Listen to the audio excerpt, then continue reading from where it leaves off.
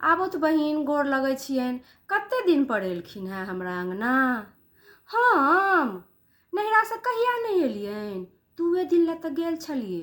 मूड़न से 1 दिन पहले गेलियनि आ मूड़न के प्रात विदा भ गेलियनि। ते हमर भौजी एको बेर ई नहीं कहलखिन जे एलहुँ हैं एते दिन पर तो 2-4 दिन रहू, एको बेर नहीं। तो कहबनि कि भतीजे के मूड़न छलै तें गेल छलहुँ हैं। कहबी नहीं छै जे भाये नाम भतीजबे गाम, ताहि दुआरे चलि जाइ छी। नैहर तऽ फेर उएह अछि ने, तेँ हमर भौजीके कोनो एभार व्यवहार नहि। गेलियनि से एगो साड़ी लऽ कऽ एलखिन।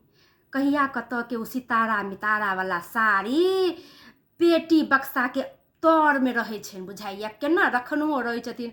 ननद लए किया नहि गेलिए? ओ साड़ी लऽ कऽ एलखिन हमरा। लिअ पहिर लिअ, बुझले जे भाय कतेक कमाइ छथि।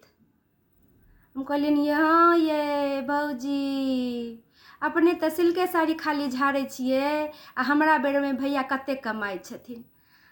लऽ लेलिए, की करतिए? जे देलखिन से लऽ लेलिए। कोनो हम वही साड़ीके भर से बैसल रहै छी, अपने रंग बिरंगके साड़ी खरीदने रहै छी।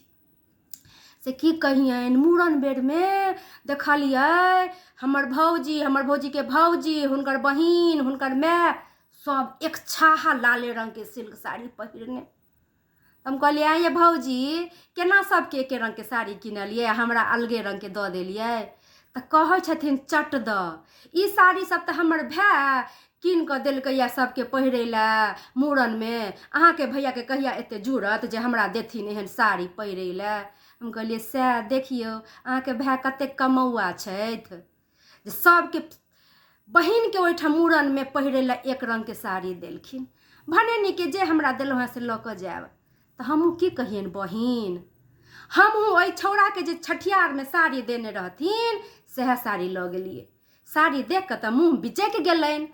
तऽ हम कहलियनि ये भौजी, इएह साड़ी अहाँ छठियार में देने रहिए आ कहने रहिए जे हम अपना पसीनसँ अहाँ लए आनि देलहुँ हैं बुच्ची, पहिर लेब। अहाँके भैया नहीं किनै छलथि हैं एते दामवला, लेकिन हम कहलिए नहीं, भतीजा भेलै ने आ एकटा ननद छथिन तऽ हम नीके साड़ी देबनि, ताहि दुआरे ई साड़ी अहाँ लए किनने रही। ताहि दुआरे हम अहाँ लए इएह साड़ी अनलहुँ हैं जे हमर पसन्दवला तऽ अहाँके नीक नहीं लगितै आ ई अहीँके पसन्दके छलै, ताहि दुआरे अनलहुँ हैं। वएह साड़ी दऽ देलियनि, खाके सनक साड़ी रहै। हम ओहने साड़ी पहिरै छी से आबै कालमे की कहियनि, एकटा मोटरी सनेशके जे बान्हि दैतथिन जे ननद एते दिन पर अबैया, की कहियनि कनाइया एते दिन पर अबैया ननद। एहिठाम एलहुँ हैं तऽ हम अपने से खजुरिया पुरुकिया बना कऽ सबके बान्हि देलियै। कहै छै माय बाप नहीं रहै छै तऽ नैहरा नहीं रहै छै।